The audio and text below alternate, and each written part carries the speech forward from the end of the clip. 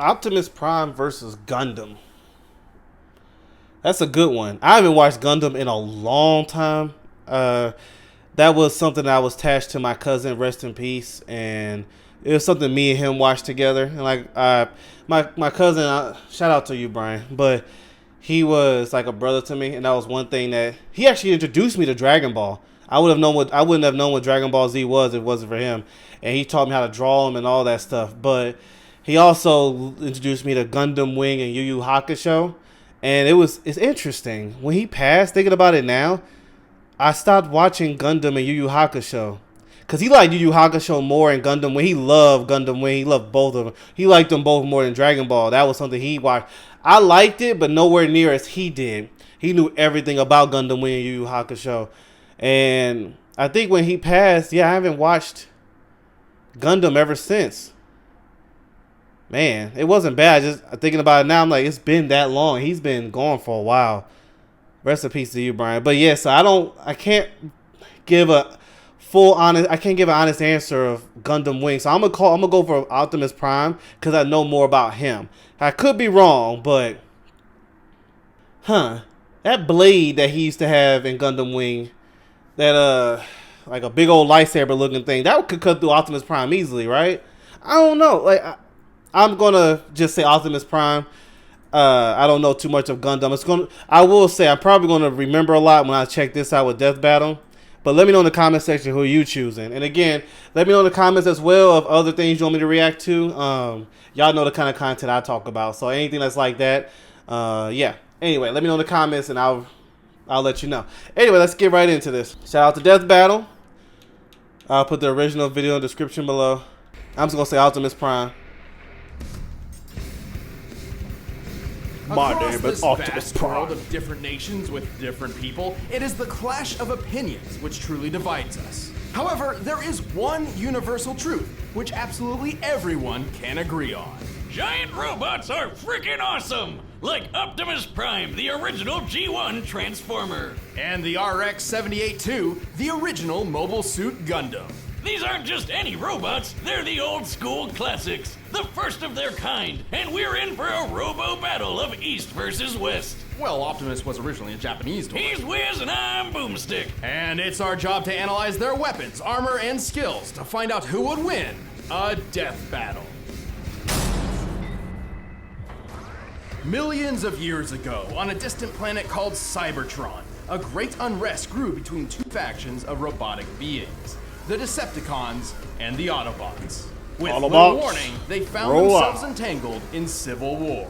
Led by that douchebag Megatron, the Decepticons started gunning down any bot they pleased for basically no reason, including some guy named Orion Pax, which will be important later. Rest in peace, Robro. What Megatron didn't know was that this seemingly random encounter would end up reshaping the universe. Thanks to a robot Gandalf, Orion Pax was rebuilt into something bigger, stronger, and way more recognizable. The newest commander of the Autobots had risen, Optimus Prime. The Autobots will never sacrifice freedom. Optimus is a powerful warrior with tons of awesome robo-powers.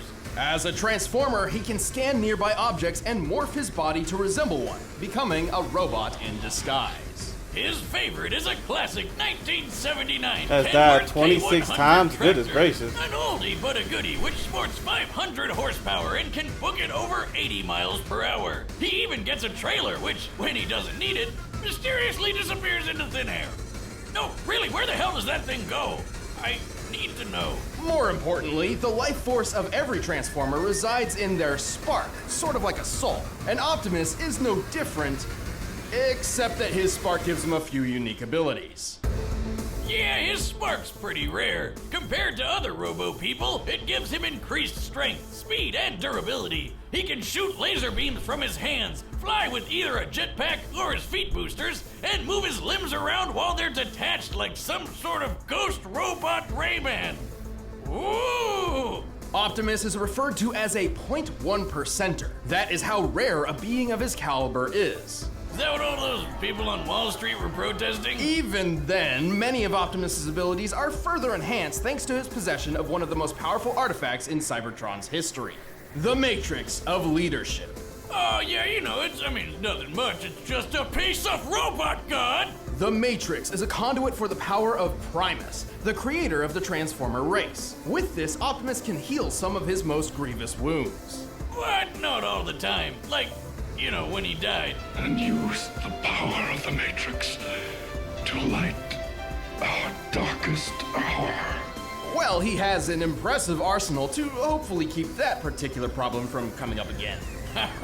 Yeah, never again.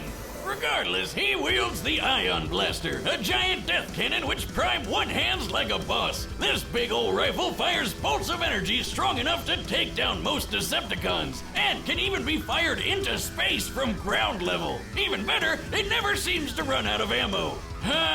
One can only dream. Optimus Prime also carries numerous weapons composed of Energon, a raw energy force used by Transformers to power their technology and, well, themselves. He's got a glowy Energon axe and Energon swords, perfect for slicing up robots of all sizes. My favorite I guess they Optimus probably Prime work moment pretty will good on always people, be. too. My favorite Optimus Prime moment will always be Transformers 2 in the forest against Megatron, Starscream. I forgot the other one. Him saving I forgot the dude's name, Shia LaBeouf. That battle, Optimus was a beast. It took him being distracted looking for Sam or Shia LaBeouf for him to lose, but he could have killed all three of them. That was probably one of the best Optimus moments ever. Fighting fire with fire, Optimus Prime led the fight against the Decepticons for several millennia. Eventually, the war even found its way to our own Earth. But we've got nothing to worry about with Optimus protecting the planet. He's tanked blasts that would tear other bots apart, like when this mega refinery exploded. It could be seen from outer space. He's punched the ground so hard, the trees around him friggin' exploded. Child's play, Boomstick. He's strong enough to tip this large oil tanker, which, when compared to the real-life Sea-Wise giant, must weigh over 700,000 tons. I'm interested in seeing what Gundam can He's do tossed against a this kind of satellite stuff. into orbit and punched hard Like I enough said, I to forgot crack a lot. Six Shot's chest plate. Who boasted that his armor was drawn from the compacted subatomic matter of a collapsed star. Just to let you know, such a star would have a density of over 300 billion tons per cubic inch. While great density doesn't necessarily beget great toughness, this still means Six Shot's armor was 500 billion times more dense than osmium, the most dense natural material on Earth. You're the most dense natural material on Earth. What'd you say? And our robo-commander wrecked it. He's fast enough to catch up to this Decepticon space shuttle in just 23 seconds. Given the size of the Earth here and the angle of ascent, we can determine he's moving around 125,000 miles per hour. He's also a talented leader, capable of commanding 1,000 battles at the same time via the Omniglobe. Like Skynet, but in a giant disco ball. He's used that crazy strength of his to punch through Megatron, who once tanked an explosion big enough to knock Cybertron out of orbit. And thanks to the weird robo-magic of the Matrix, he's even defeated Unicorn, Unicron. who's basically a giant robot Satan who eats planets. This guy is unstoppable. Not necessarily. Optimus is certainly powerful, but after all is said and done, he has one major weakness. To violate that law would destroy our honor. He's just too nice. Yeah, he's kinda all about the whole honor and fair fighting thing, which kinda screwed him over more than once, and even gotten him killed multiple times. Plus, he killed himself once just because he accidentally broke the rules in a frickin' game. Damn. But when his back is to the wall and all hell's breaking loose, he'll fight to the end, riding the eye of the storm. One shall stand, one shall fall. I always like the voice actor of Optimus Prime. In the year 2179, All right, here we go. humanity has embraced the stars. Well, mostly. Right. After a somewhat united humanity expanded across the solar system, the ideologies between those on Earth and those in space began to drift apart. A new Space-noid republic, the Principality of Zeon, arose to challenge the Earth Federation.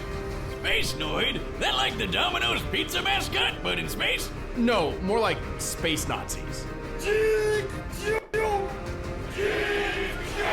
Oh, well, I guess it's no surprise that they started a war by gassing a populated space colony and dropping the whole thing on the planet.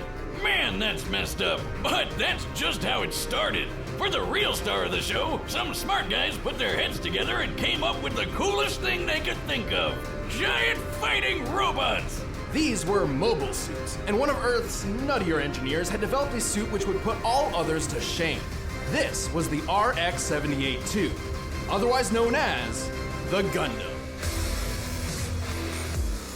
There That have been sword is what I was lots of talking mobile about. suits named Gundam, but this was the original granddaddy of them all. This experimental mobile suit was hidden on a remote colony, but before its maiden voyage with the equally classified White Base could begin, it was caught in a surprise Zeon attack. With just 2 Zaku suits, the space Nazis wiped out almost all of the White Base's military crew. The only people left to save these secret projects were civilians, who had no idea these things even existed. Among those who rose up was a young boy named Amuro Ray. Brilliant, albeit standoffish, Amuro was actually the son of the Gundam's chief engineer, and had already stumbled upon the mech's coded blueprints. So he grabbed the owner's manual, jumped in the Gundam, and flew into the fight. Damn, not too shabby for going off just the manual. Amuro quickly adapted to its complex controls thanks to its learning computer system, designed so the Gundam itself can learn its pilot's limitations and compensate. Its body is made of a super durable Luna titanium alloy called Gundarium. Of course. Yet another fictional metal that's way better than anything in real life. For weapons, it's got twin 60mm Vulcan guns for ears. It's got a shield that can block shots strong enough to take down warships, and a gravity hammer, a supersized flail that's rocket propelled. Whoever came up with that is my goddamn hero. Same with the guy who built the ultra-destructive beam rifle. That would be the ingenious Dr. Minovsky. Thanks to him, the beam rifle is a marvelous feat of weapons engineering. Minovsky had developed a way to miniaturize the enormous megaparticle cannons found on warships without losing any power. The result is a Gundam-sized rifle that can take down entire fleets of ships all on its own. It's like having a pistol with all the power of 1,000 tanks. A single shot could easily tear through a 13,000-ton Musai-class warship. With the speed of Given the Optimus, official though, could he stats of catch the him with ship, that hit? To tear it asunder like so would require a strike worth nearly 9,000 tons of TNT. Sure, the beam rifle only has 16 shots, but who really cares when you just need one? Last but not least, the Gundam carries 2 retractable beam sabers. Cause you can't have space battles without royalty-free lightsabers. But all these amazing weapons would be useless without an exceptional pilot. Despite still technically being a civilian, Amuro became the main pilot for the Gundam. Turns out, his skill was mostly thanks to his previously unknown abilities. Amuro was a new type. Like, Pokemon? See, apparently humankind was never meant to live under gravity's pull. In space, without it literally weighing down their souls, some humans developed psychic powers. That is the dumbest backstory for why I don't someone remember gets that at all. powers. And we've heard a lot of them, Wiz. So what, he can like read minds or something? Sort of. These powers and their capabilities have little definition, often differing between different people. Most new types can instantly understand each other upon contact, even drawing kinship between sworn enemies. Amuro's abilities in particular grant him Sounds like something some akin extra to plot armor to help precognition. him win. He can I predict guess. exactly what will happen on the battlefield and where his enemies will be, and can capitalize on it if he reacts That sounds like fast. something the creators made at the last minute for the character. Attack from the other side. But we need to add a little bit more He for him to shot be down really good. targets too fast for the eye to see, and navigated his friends through a collapsing fortress with no casualties. By the end of the war, his own reflexes were pushing the limits of the Gundam itself. A magnetic coating was added to the Gundam to compensate, reducing the suit's friction and increasing its speed by 27%. Over 14 years of military service, Amuro became a legendary pilot. He even learned how to use these super fast funnel guns with his psycho powers. Speaking of speed, the Gundam is comparable to the red Zaku piloted by Amuro's rival Char, which is 3 times faster than the standard green model. During the first large-scale battle with mobile suits, a Zaku flew through the battlefield in 7 seconds. By comparing the 1,072-foot-long Magellan-class starships in the distance, we can tell the Zaku flew over 7 miles. This puts the standard Zaku's top speed just under Mach 5. When tripled to compare to Char, this means the Gundam can move at least 11,000 miles per hour, Dang. 15 times the speed of sound.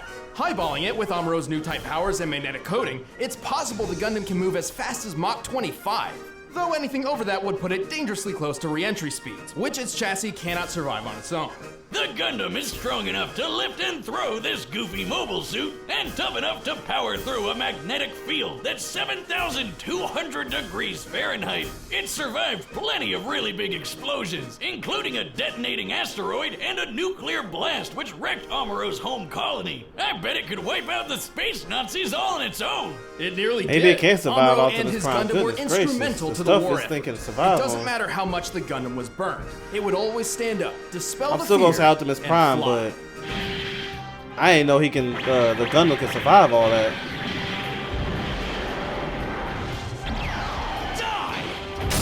Here we go.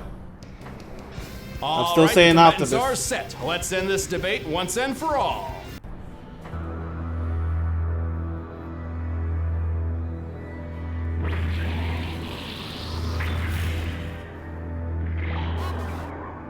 I was wondering what art direction they was gonna go with this. I'm checking something out, Sailor. Oh wow, More that's than nice. meets the eye. Get your butt back to White Base. If there's trouble, we can't send backup. Let's roll.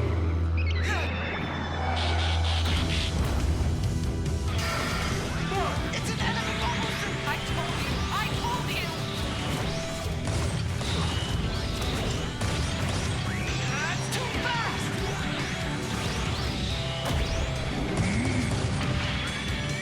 There you are.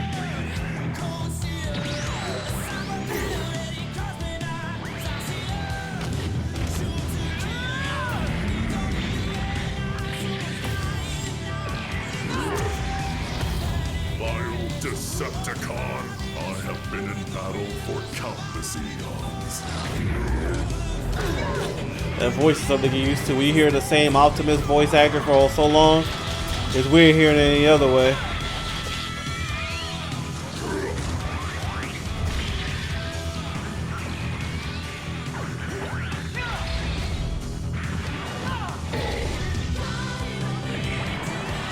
Not today.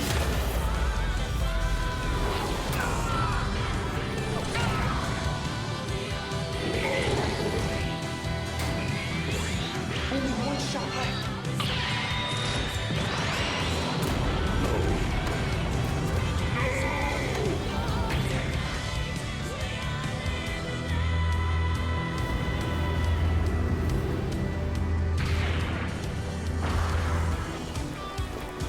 I hate gravity.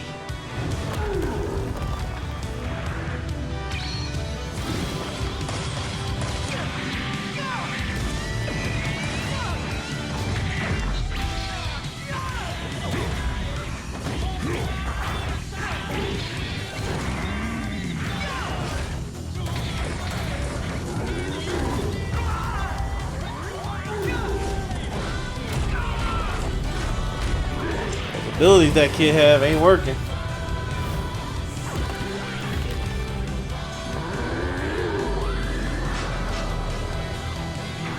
Uh-oh. Stop that. I'm just bad. I must stand, so you shall fall. Oh, dang.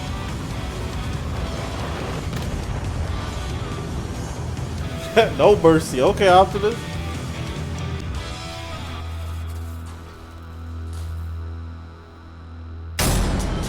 Oh, Optimus. He's got the touch!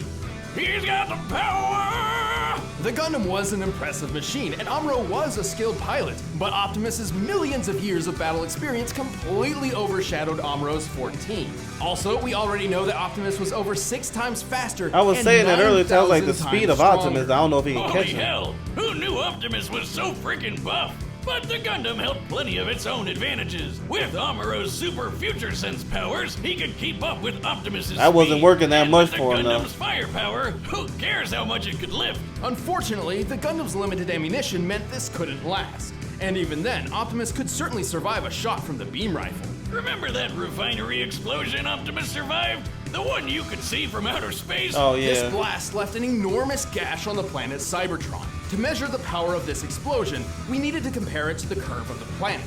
Now, Cybertron's size is pretty inconsistent throughout G1 Transformers history, but even when using the alternating sizes between the cartoon and the comics, the blast is far more destructive than the beam rifle in both cases. And Optimus just walked right out of that bitch. And this isn't some weird outlier just out of the comics either. In the cartoon, Megatron survived a blast that pushed Cybertron out of orbit. And he's pretty comparable to Optimus. To be fair, the Gundam boasted some impressive durability feats too. Like when Amuro accidentally blew up a Zaku's nuclear reactor right in his own face. Hey, give him a break. It was his first time. This explosion created a hole in the space colony which sucked out Amuro's father. Whoops. On the bright side, he's gonna save some money on Father's Day gifts, right? And with his Hey, height in that's mind, cold. we deduced the scope of the explosion. It's over 150,000 kilotons of TNT. That's 10,000 times more powerful than the bomb that dropped on Hiroshima, but still nowhere close to the refinery explosion Optimus survived. Also, the Gundam couldn't dodge Optimus's ion blaster forever. It was fast enough to strike targets in orbit from ground level. That puts its laser speed over 3 million miles per hour. Even when he knew it was coming, Amuro couldn't react quick enough to dodge. That's or what I was block saying. I was like, even with anything these that fast. abilities, he was And still even getting then, hit. Optimus's time in the Omniglobe proves he can think way faster than Amuro. And experience And just does to blow help. your mind even more, in order to obliterate Unicron with the Matrix, the energy output must have equaled more than 40 yotatons of TNT. Like the Star Wars guy. And you know what they say, size matters not, especially when Optimus has defeated opponents as big as Devastator. The Gundam was a powerful mobile suit with some astonishing firepower, but was ultimately outmatched by the Autobot's strength, speed, durability, and experience. I'd say Optimus was primed for this fight. The winner is Optimus Optimus Prime. Prime. Autobots, roll out. All right. Well, that was cool though. I like that animation style they did with it. But anyway, let me know in the comment section who you chose, and I'll put the original video in the description below. Shout out to Death Battles, and yeah, let me know who else should I do a reaction to, Death Battles, or not even just them, but other ones of versus. I love versus, even characters that I don't really know. It's nice when they break stuff down like this because I get some idea. Granted, all of it, like especially it was breaking down all the different like numbers and everything, I couldn't catch up to everything, but I did enough. So anyway, thank y'all so much for tuning in. I'll see you later.